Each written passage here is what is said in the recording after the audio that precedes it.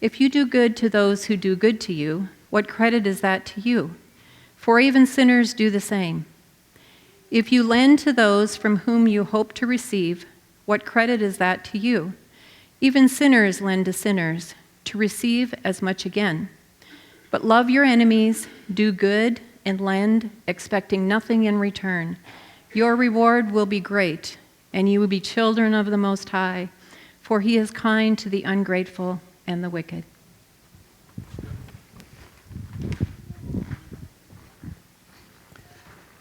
May the words of my mouth and the meditations of our hearts be acceptable in thy sight, O Lord, our strength and our Redeemer. Amen. Well, I could tell that I was so excited. Some of you were actually paying attention last week because you were. I could see it in your faces like, we've heard this before somewhere, this scripture, right? Yeah, last week, of course, we covered the Sermon on the Mount, or the Sermon on the Plain, as it's known in Luke, because instead of in Matthew's version where Jesus is looking down from a mountain, Jesus is looking up at the people in Luke's version of that sermon. And last week I'd suggested that the Sermon on the Mount or the Sermon on the Plain is really more like a mixtape. It's really more like a compilation of sermons than a single sermon, where every line or two really signals a whole sermon or maybe even a whole set of sermons that Jesus would typically preach as he engaged in his life's ministry. So the Sermon on the Mount is really the most succinct and articulate explanation of what Jesus thinks is important for us to know about what it means to be his follower and how to live a full life on earth.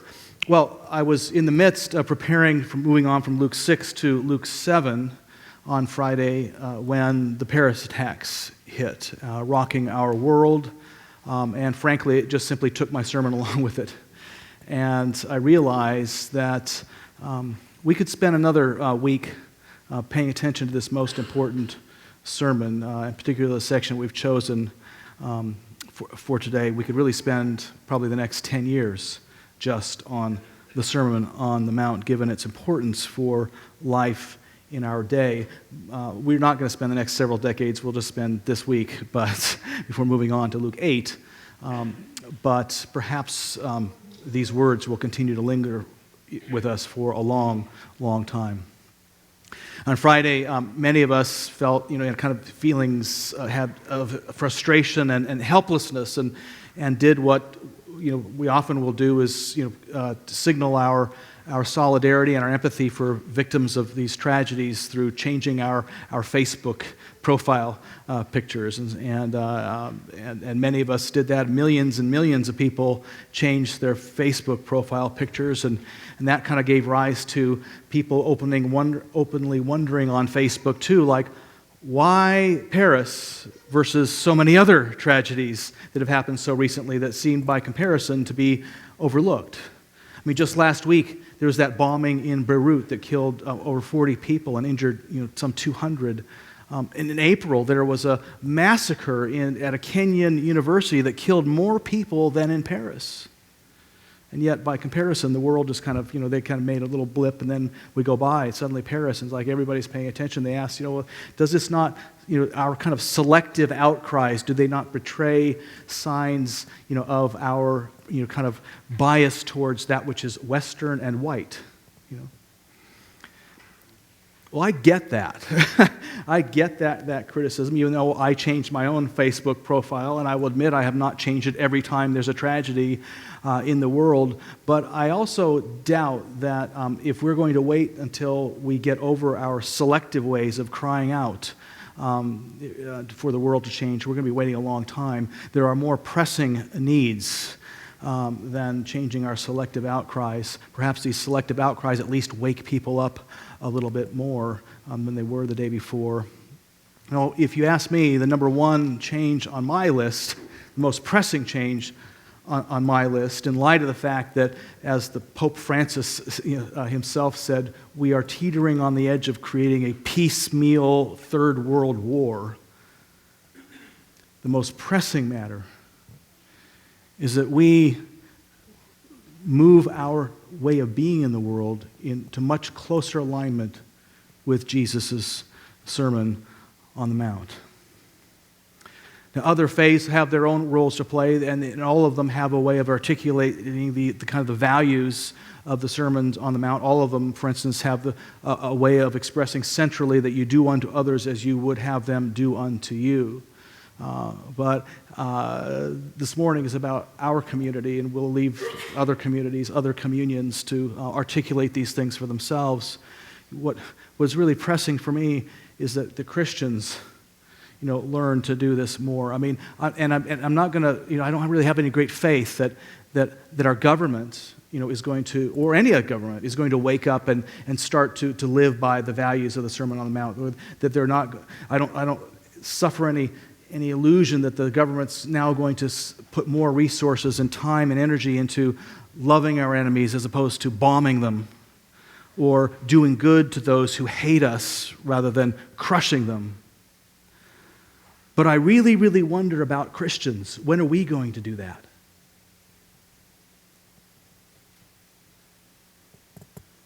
When are we going to take the Sermon on the Mount seriously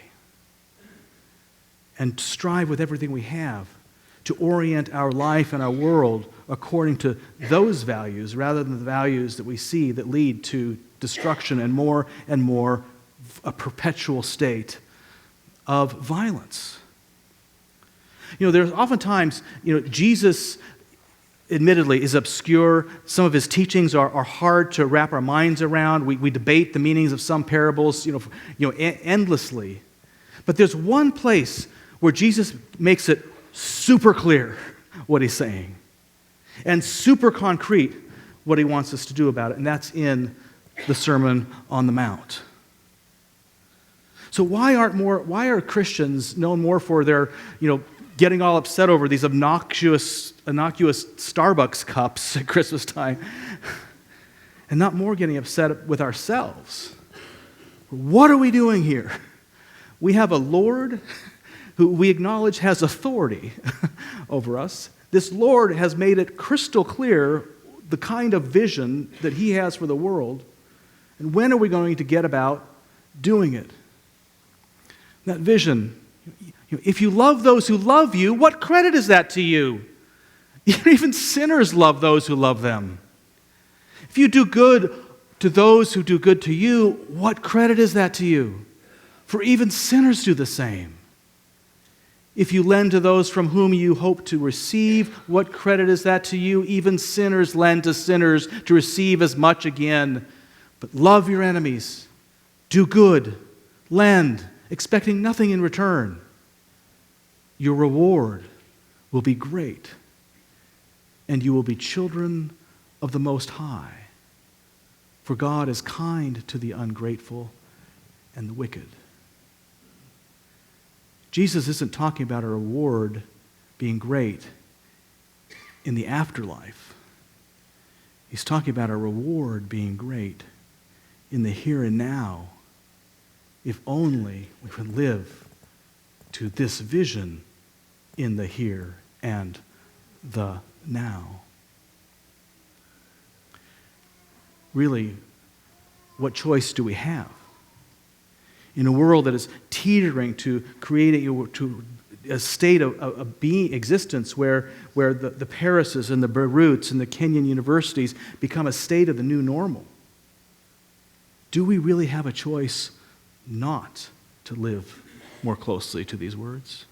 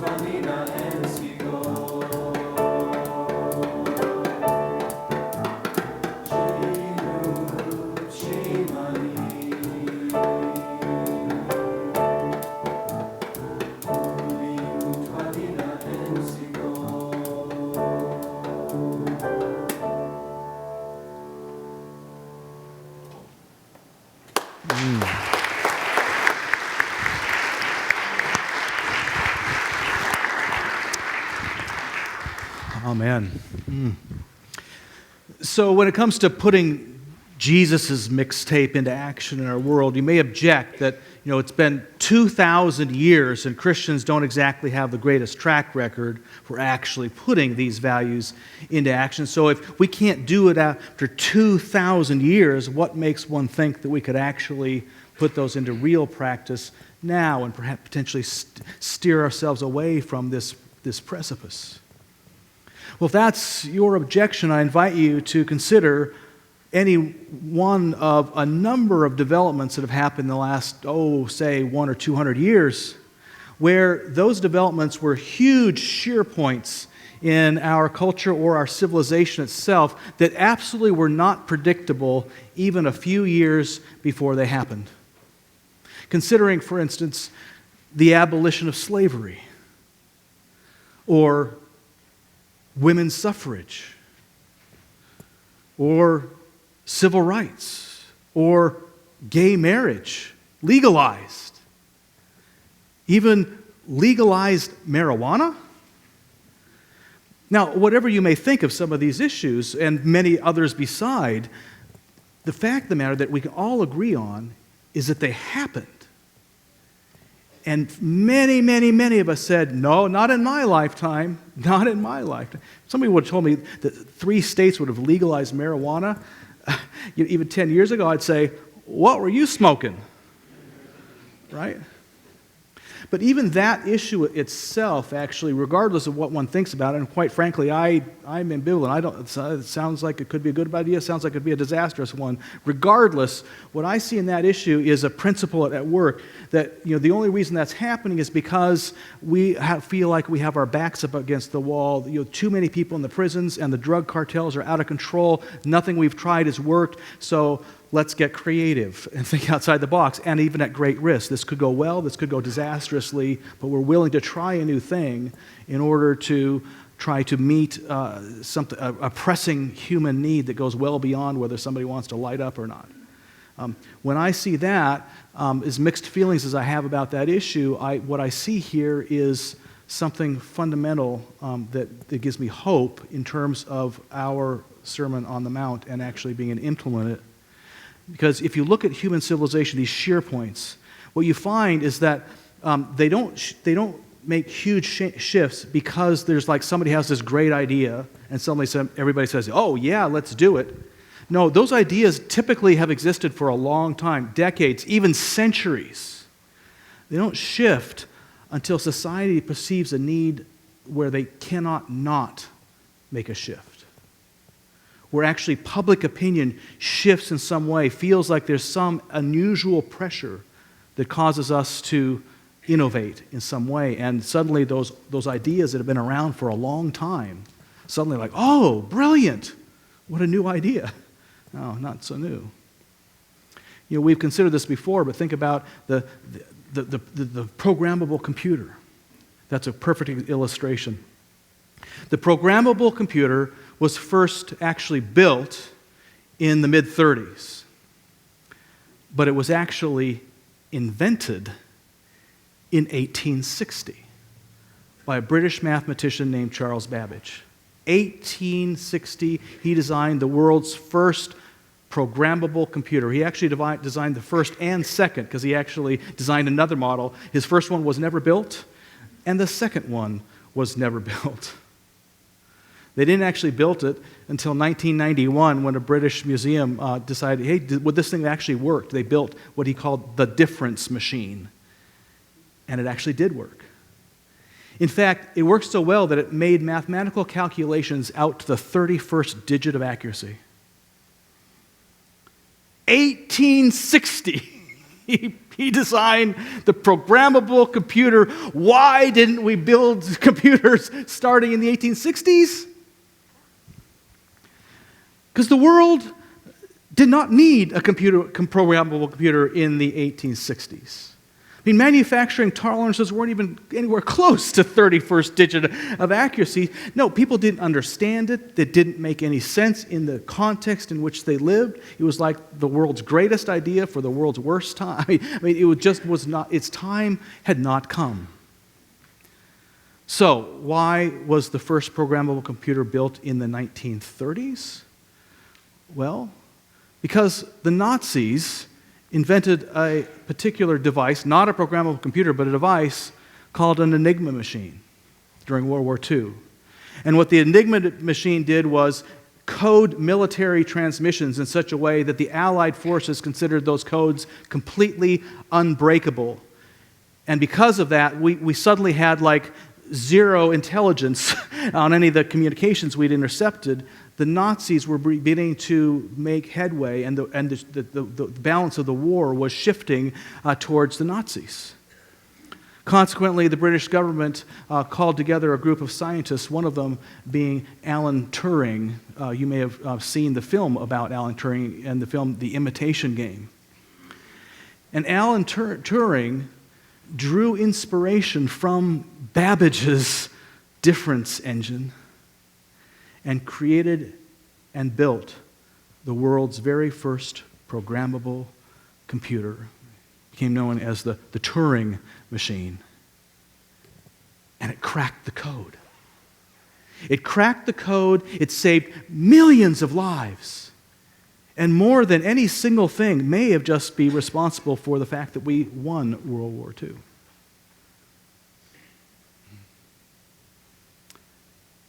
When did it come into existence? When the world absolutely needed a programmable computer. That's when it came into being.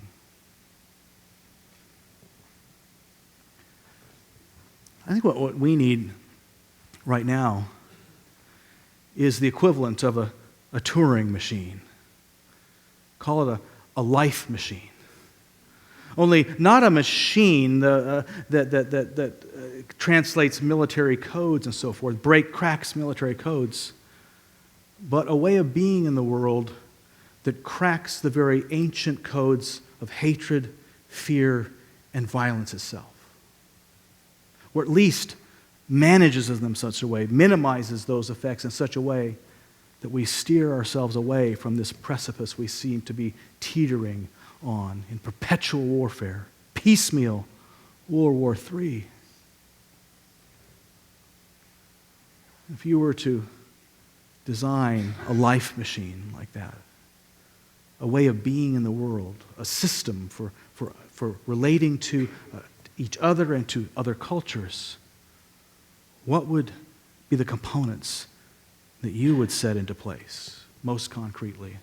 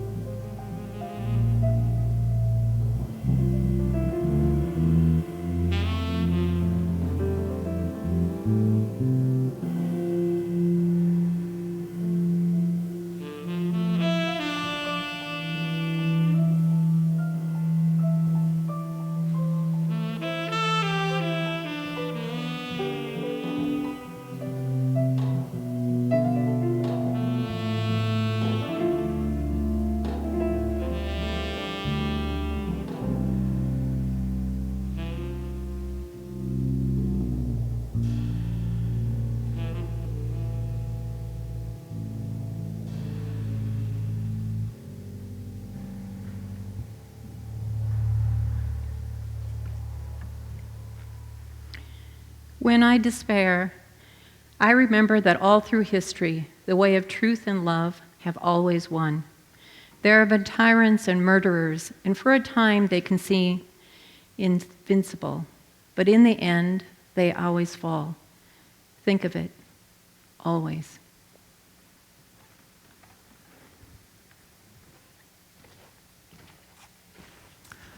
So, I think that the truly good news this morning is that we in the Christian community, if we are to work on our own Christian version of a life machine, we actually have all that is necessary now to do it. Really, for the first time, I believe, in human history, we have a chance to actually build that way of being in the world in very concrete ways that literally never could have existed before. Because quite frankly, the world has actually never needed to love their enemies, to do good to those who hate them, in order for human civilization to survive. But now, we do. And now we don't have to look for that next great idea that's going to solve the equation. We can actually look back to those ideas that were articulated by Jesus 2,000 years ago. The good news is that those ideas have already come here, are waiting for us. They're waiting for Christians to wake up and realize just what a gift Jesus gave us. A gift that has been sitting essentially dormant for 2,000 years until the world most needed to use that gift. Could Jesus' Sermon on the Mount be for us in our day what Babbage's difference engine was to Turing in his day? Could it be that old idea that saves and steers the course, even of a war?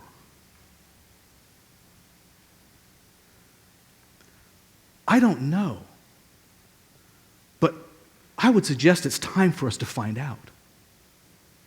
I would suggest it's time for us to take these words seriously rather than giving mere lip service for us and ask ourselves those hard questions of how do we shape, if not the world, at least our lives in our most local communities according to these very principles and values.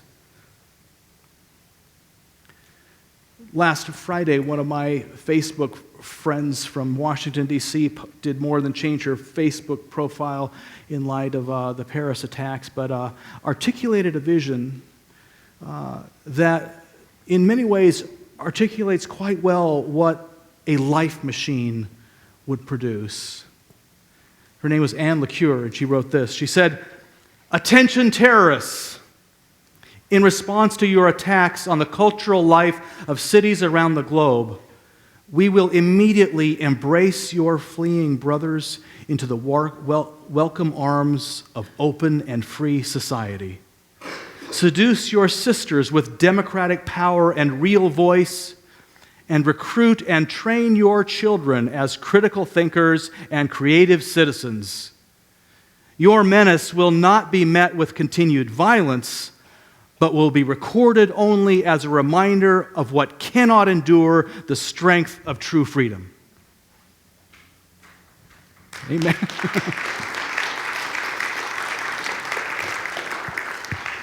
You know, here in little old Omaha, Nebraska, that little old countryside community church, we're doing more. We're really building that which is articulated, that would fulfill that vision and do far more. We're already at work on our love machine, beyond words, and putting them into concrete action. When you consider the church that we have been working on building, to me, it's incredible. It really is part of those glimmers of the new thing. We have been working and been succeeding at building a church, for instance, that transcends those classic theological divides in Christianity between liberal and conservative, building a church that transcends both of those old ways of thinking into something very new and precious, one that welcomes the openness and intellectual integrity and the social justice of the mainline church, but also embraces the classic theological commitments to Jesus, to prayer, to the Bible that the evangelicals have held for so long and so dearly. We brought those together in a church that welcomes all, bridging that theological divide. We've created a church of the great convergence. We've really made it happen. But we've also developed another technology of grace, I would say, that goes into that life machine. You know, in the last year or so, we've had our squabbles, haven't we? Yeah. There have been times where we've let out our differences, and sometimes those squabbles have hurt. But looking back, what those squabbles have done for us is truly build on the technology of grace. Because we learn through prayer and through constant conversation and adding more than a little dose of humility here and there, we have learned what it means to have our differences and continue to hold hands together and to walk forward and to live for a new vision for ourselves and our community. It's incredible. And all this has provided a firm foundation for what may be our ultimate life machine. A life machine that is capable not only of transcending the differences within the Christian communion, but may also help to bridge the divides between Christians and Jews and Muslims and within their communions as well. For the first time in human history, 3 great Abrahamic faiths, learning what it truly means to love our enemies, do good to those who hate us. While we may not consider our tri-faith partners enemies or those who hate us, there are much of the world that does. And as we continue to live into this and continue to construct this life machine, we will have our share of squabbles. If Christians have their share of squabbles, you think that we don't have squabbles between the faiths? And oh, how joyful a day it will be when we have our first one, and our second and our third. Because just like here, through that we will be building again the technology of grace that allows people with profound differences to live together in holy love and to call each other God's good creation. Already, this beginnings of this very life machine have had their effects around the world. You know, for instance, that there is a tri-faith initiative that was inspired by this one clear over in Berlin, Germany. And just last week, we heard another one has arisen in Bennington, Alabama. No, Arkansas. Oh, so he thinks all southern states are alike. Sorry. In a place you wouldn't expect. Just like Omaha. Will this love machine, this life machine that we are actively not just talking about, but building here, will it actually move beyond ourselves and continue to change the world? Well, quite frankly, that's not a question any of us can answer. And really, it's not the most important one. No, when I think about what we're doing and its effects, I remember the words of another life machine builder whose technology we continue to benefit from, Dr. Martin Luther King. When he considered the mighty changes that he was working and his people, his sympathizers working to effect in the world, he said this quite simply: "Young ladies and gentlemen, the Lord does not ask you to solve the great problems of the world. He does not ask you to unravel the enigmatic mysteries of life. Brothers and sisters, this is all you have to do. This is all you have to do. You have to let your light shine. Don't be part of the darkness. Let your light shine." Here in little old Omaha, Nebraska, little old countryside community church, that's what we're doing. We're taking the light that has come into our congregation and filling us, moving us, and we're letting it shine with the world. And whether or not it changes the world, of one thing we can be sure: letting our light shine, letting Christ's light shine, will change us and our community. And not just now, but for generations to come. I have the feeling that for you and for me and for Jesus, that's good enough. Amen.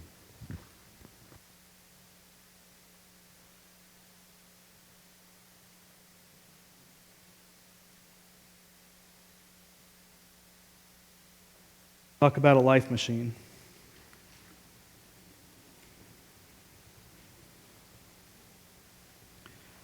On a night of betrayal and desertion, can you feel that? Think of our world today and all of its unrest. Can you feel that on a night of betrayal and desertion? Jesus, once again, offered the fundamental technology of grace. He said, "My friends, this is my body, which is broken for you. Do this as often as you eat of it in remembrance of me." So likewise, after supper, he took the cup, saying, "This is the cup of the new covenant in my blood. Do this as often as you drink of it in remembrance of me." By eating this bread and drinking this cup, we remember Christ's death, we celebrate Christ's resurrection, and we affirm that the words and life and ministry of Jesus Christ still matter to us in body, blood, and soul. And we affirm that Christ is reaching across the centuries to empower us to live out a vision in His name. You do not have to be a member of Countryside Church or subscribe to any particular doctrine or dogma to come forward to this table. All that we ask is if your heart calls you forward, know that you are most welcome here. And so likewise, if you feel moved to receive communion from your seat, you may simply signal that as a deacon walks by and you'll be served there. Or if you feel more like not participating at all, know that's okay too. We love you. God loves you. Feel free to remain where you are. But if you do come forward, we invite you to take a piece of bread and dip it into the cup. As you take this into your own body and blood, know that you are truly loved, that God calls you good. Good enough. Good enough to bring this vision of peace and love and justice for the world to life when the world needs it most. As the servers come forward to prepare this meal, I invite you to join me in reminding ourselves of who we are and whose we are. We are an open and affirming family of faith, welcoming all to God's table of love and acceptance. We are diverse, yet united by Christ's example. We care for one another, support one another, and challenge one another to become all that God creates us to be. We work together to nurture our community and to promote peace and justice in our conflicted world. Amen.